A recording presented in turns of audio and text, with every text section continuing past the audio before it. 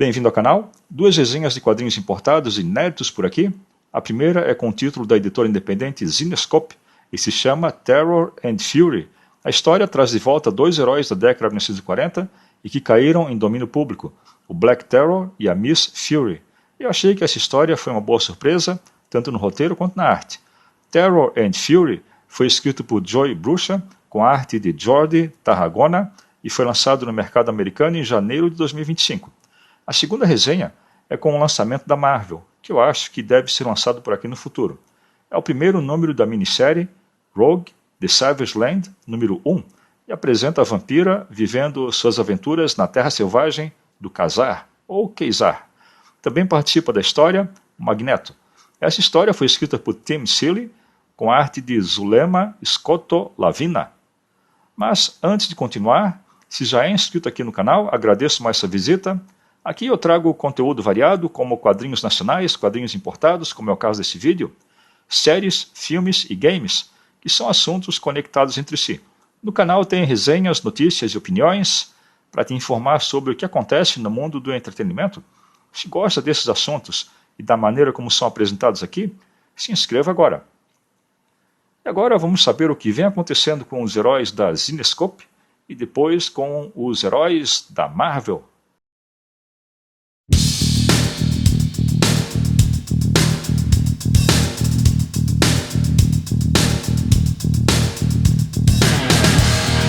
Terror and Fury foi lançado pela editora Zenescope em 1º de janeiro de 2025 e encontramos a ressurreição de dois heróis de ontem para combater uma ameaça crescente de um clã de vampiros que quer dominar o mundo.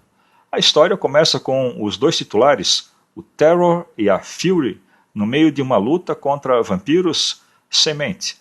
A edição é narrada pelo Terror, que não se sente muito bem, e ele acha que a sua desorientação é devido à sua recente morte. De alguma maneira, ele voltou à vida, e agora ele se encontra num helicóptero com a Fury para completar uma missão de destruir os vampiros. E é só o que ele sabe até agora. Quando o último vilão é destruído, a chefona da equipe, a Vesper, da organização conhecida como Shade, os agradece por terem completado a missão, mas os critica por não obedecerem a ordem de manter o último vampiro vivo para interrogatório. De volta à base da Shade, Vesper manda o Terror e a Fury por seus quartos enquanto ela faz o relatório para os seus superiores. Durante esses momentos tensos, descobrimos que Terror e a Fury são heróis ressuscitados dos anos 1940, conhecidos como Black Terror e Miss Fury, e eles foram contratados pela Vesper. Algum tempo depois, Terror luta com suas memórias em pedaços, mas controla seu corpo em quase a sua força máxima.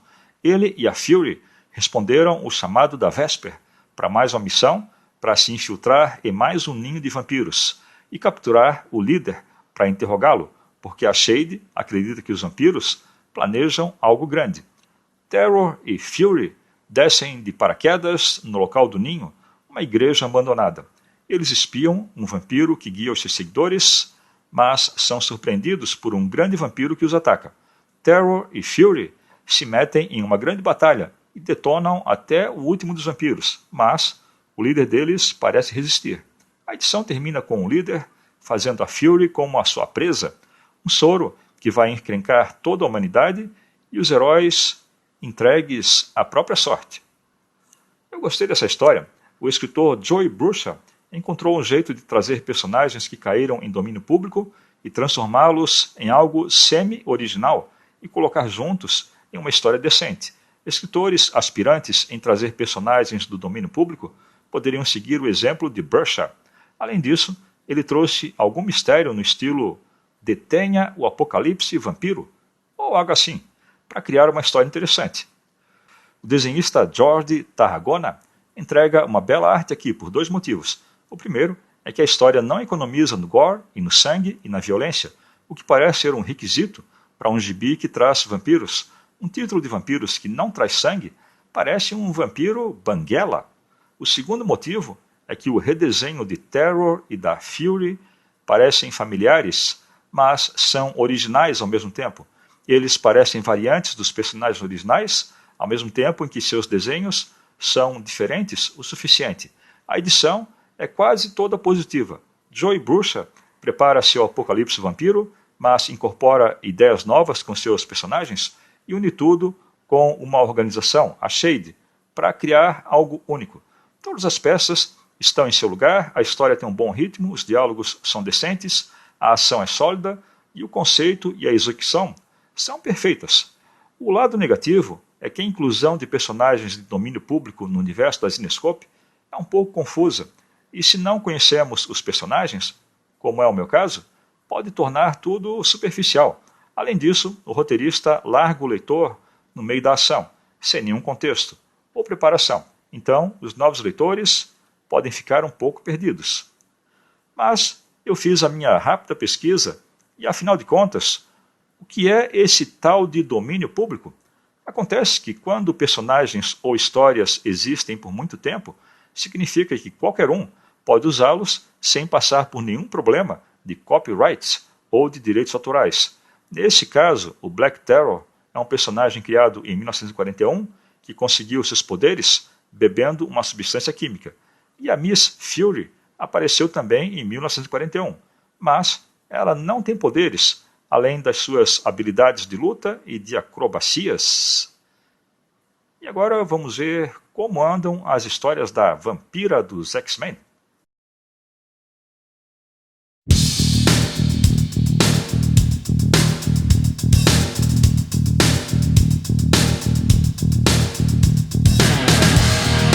Rogue, The Savage Land, número 1, foi lançado pela Marvel Comics em 15 de janeiro de 2025 nos Estados Unidos e leva os leitores a um desconhecido conto de uma época em que a vampira atravessava grandes perigos na perdida Terra Selvagem. Essa história acontece logo depois de Uncanny X-Men número 247, que foi publicado em agosto de 1989, quando a vampira se sacrifica para parar o Master Mode, ou o Mestre Mode. Sua viagem pelo multiverso a deixou na Terra Selvagem, sem comida, sem armas e sem poderes.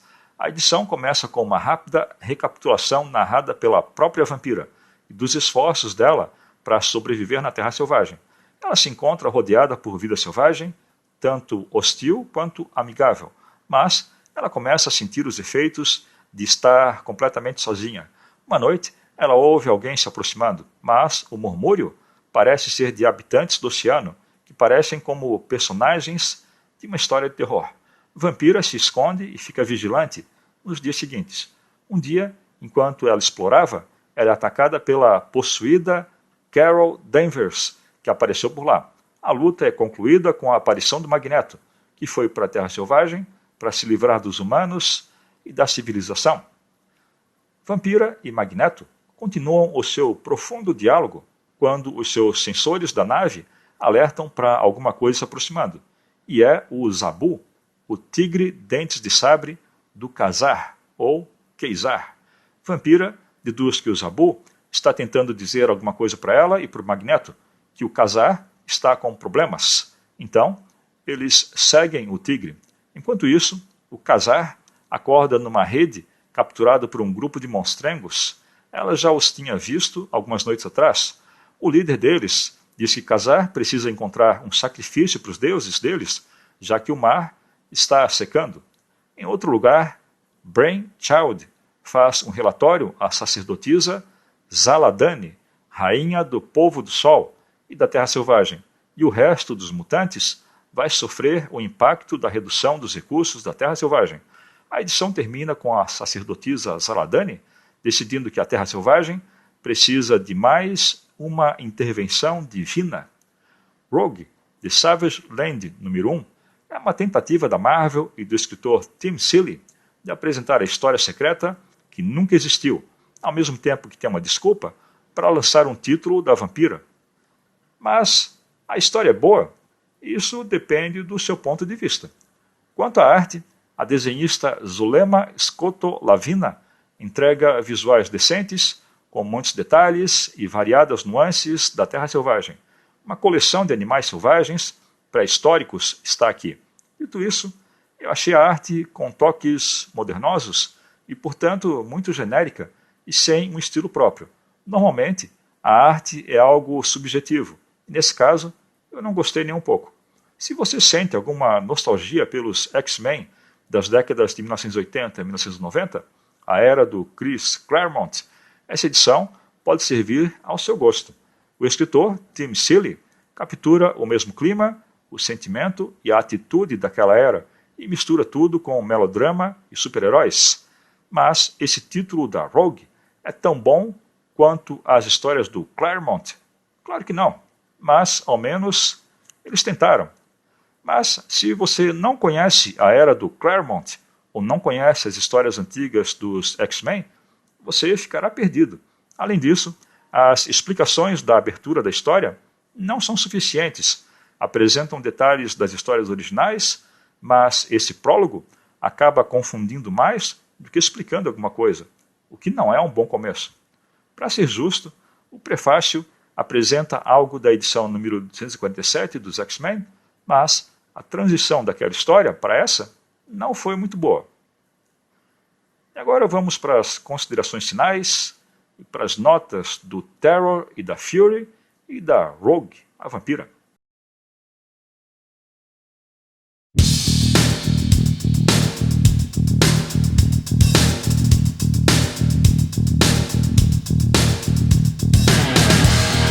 Terror and Fury é um belo exemplo sobre como dar um novo propósito ao domínio público com uma história original.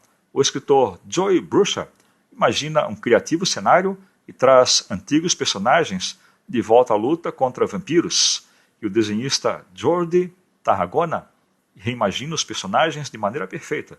Eu vou deixar uma nota 8 para Terror and Fury número 1. E eu vou deixar uma nota 5 para Rogue, The Savage Land número 1.